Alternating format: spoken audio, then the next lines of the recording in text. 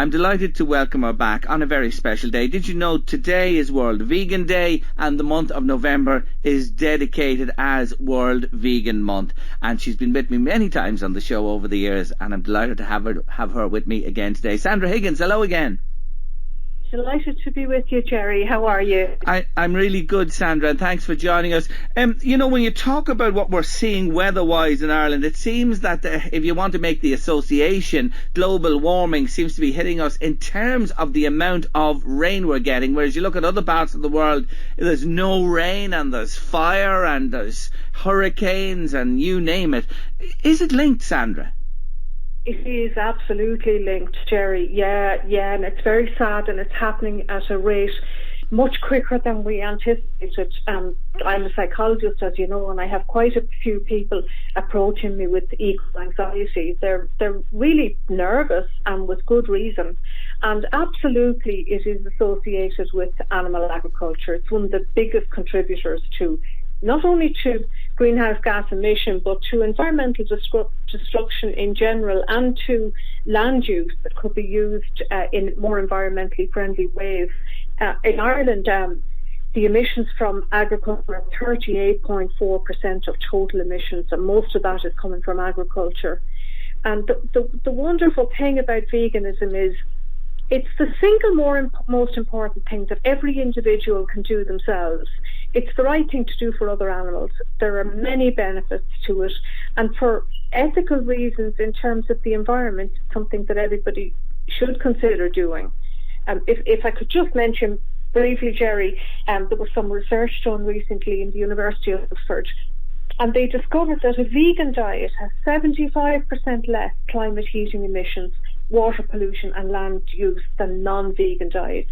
And a vegan diet cuts the destruction of wildlife by 66% and water use by 54%. So you can see that the simple act of changing what you eat 3 times a day it is very impactful in terms of the environment, way more so than cutting down on the number of flights you take or in an electric car.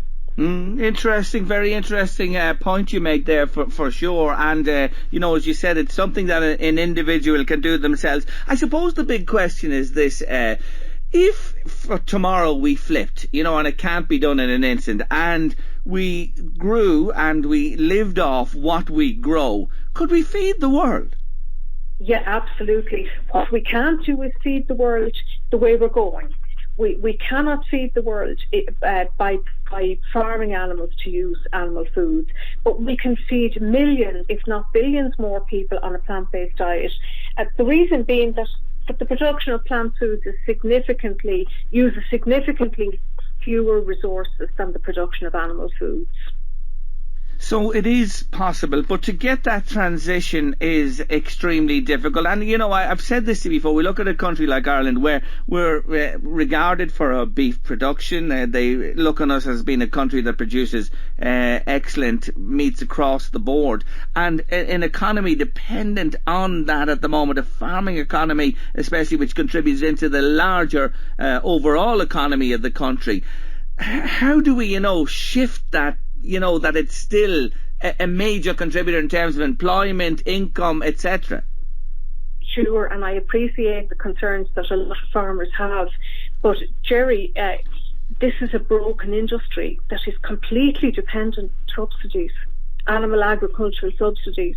And very simply, when we stop subsidising animal agriculture and when we transition to plant agriculture, subsidise plant agriculture and give farmers the educational tools and the incentives that they need to grow food and to farm in environmentally friendly ways, it will change overnight.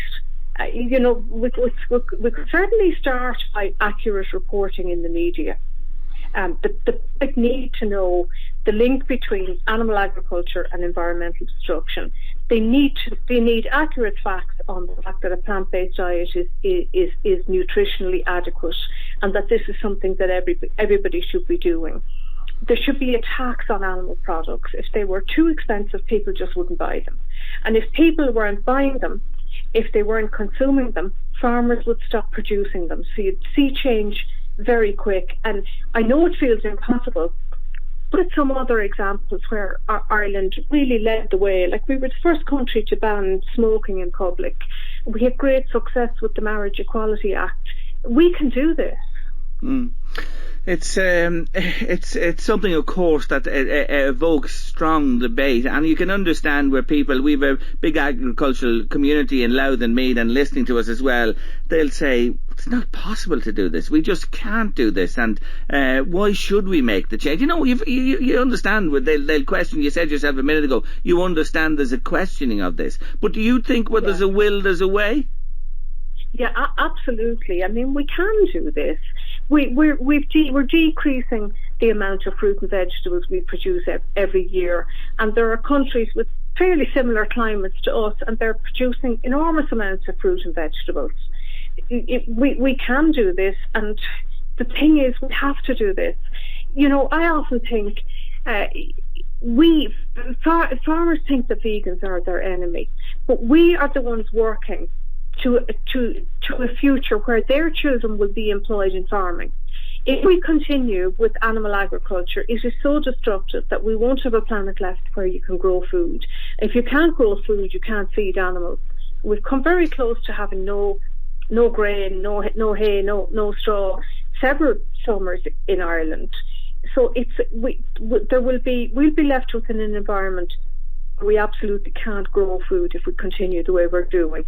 So those farmers' children will not be farming. Absolutely, they will not be farming unless it's veganic agriculture and environmentally friendly ways of farming.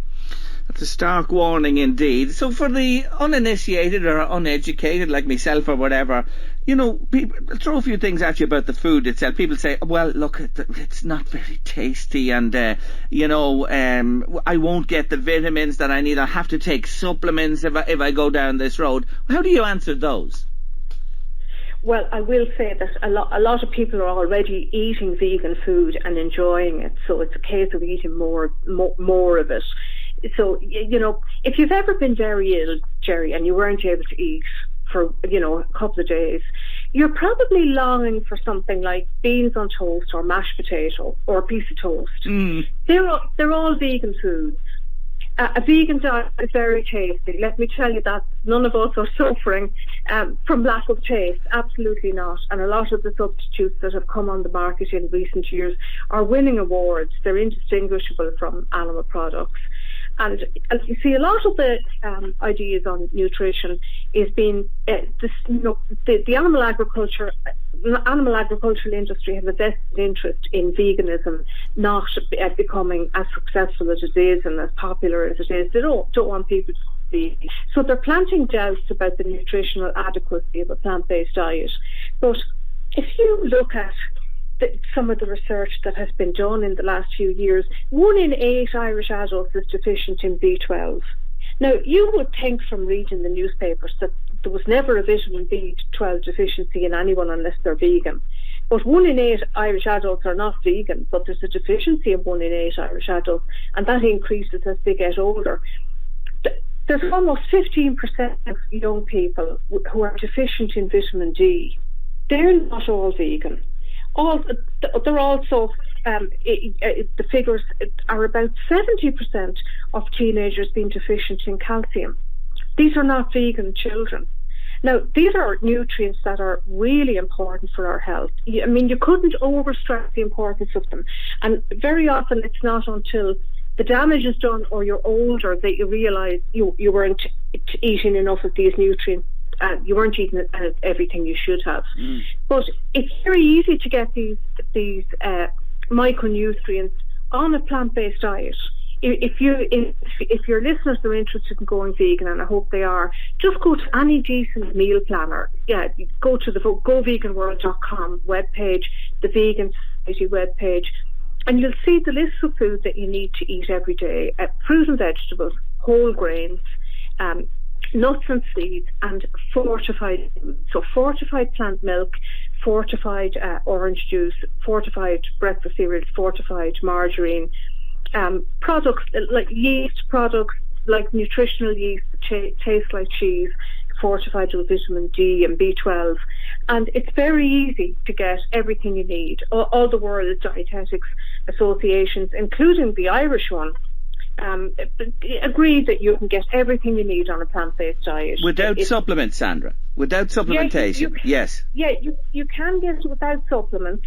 But even if a supplement is a very handy way, Gerry, to make sure that you have everything. We take them here, and we're careful about our diet, and we eat the fortified foods. But we're that much bit older than we were when we first met you. Aren't we all going in the one direction, as they say? Just back to the B12, just to say something to you that I've just been informed. Like B12 is a big test that doctors do. You know, when the bloods have been done as well on people here in the northeast. So they are looking at it, and they are concerned, you know what I mean, around that whole area too. But I couldn't disagree with you. I've had other guests here who are concerned about, you know, what is actually in the food rating today. What goodness are we getting from a lot of it? And you make the point very well. Just to come back to the theme of the day and the month ahead, I was reading about it, you know, that the theme is future normal, what we started off talking about, that in the future this becomes the norm. Yeah, and the thing is, Gerry, we have faced most of our forms of discrimination against people of different sexual orientation, different belief systems, different religion, different races. The last one to be tackled is speciesism. We discriminate against other animals on the basis of their species membership. Even though they share our capacity for feeling, they value their lives as much as we do ours. So the future is if other animals are treated as our equals. We don't use them as resources, we don't breed them, we don't kill them. And we eat a plant diet, we wear clothes that are made from plants, and you know, it's the only sustainable way to live, it's the only fair way to live, and it's very enjoyable. It's really, like, we can get luxury cheese, luxury substitute meat, the equivalent of fillet steak, some are the equivalent of fish, luxury chocolate. We're absolutely not lacking in anything. No, well, I know you go back years, and you are a happy person of that disposition, I have to say, and always look well and always chirpy, so you're good on it. What about somebody with a sweet tooth? I didn't come to that one. You know, say someone who loves their chocolate, or a nice piece of cake after dinner, or a dessert, you know, after their meal. Is that covered off? Absolutely, Gerry. I mean, there are vegan versions of everything that you ate before you were vegan. There are really good luxury chocolates. I'll drop you in a box the next time I'm passing. I wasn't looking, but anyway, I won't say no. Do you know something? I often wish that all those products weren't on the market, because you can get so many things now that you couldn't get when I first went vegan. It's all too easy to eat them. But of course, home baking as well. It's very easy to bake without animal products. But yeah, sure, there's chocolate sweets, crisps, you know, our downfall in the house, lots of crisps are vegan. You just make sure that they have no milk in them. Lovely cakes, there are some lovely artisan bakeries, and it's really good to support those people as well. Yeah, go on. Anything you can make non-vegan, you can make vegan. And make it nicer. Absolutely. Before we finish up, I want to focus on perhaps wins that you have, or where progress has been made, and a couple of areas spring to my mind. Animals being used as entertainment. There is certainly a sea change there.